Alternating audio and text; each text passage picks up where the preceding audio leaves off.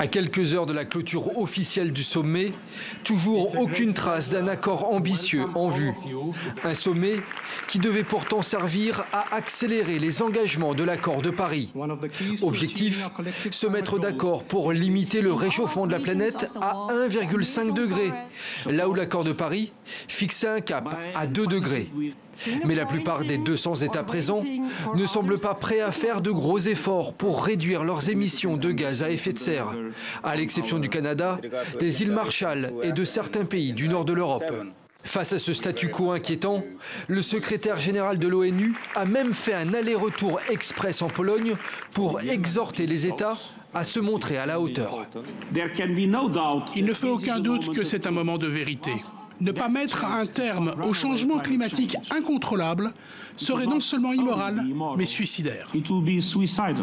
Dans le même temps, de plus en plus d'initiatives et d'actions émergent au sein de la société civile. Manifestations, actions locales et même appels à la grève pour le climat. Comme dans cette vidéo lancée par une militante écologiste suédoise de 15 ans. Qui que vous soyez, où que vous soyez, nous avons besoin de vous. Faites la grève avec nous pour leur faire comprendre qu'il faut agir pour le climat. Prévu initialement ce vendredi soir, la clôture des négociations pourrait bien être décalée à plus tard, histoire de ne pas se séparer sur un accord à minima. Un accord qui prévoira au moins que les différents pays se retrouvent l'année prochaine.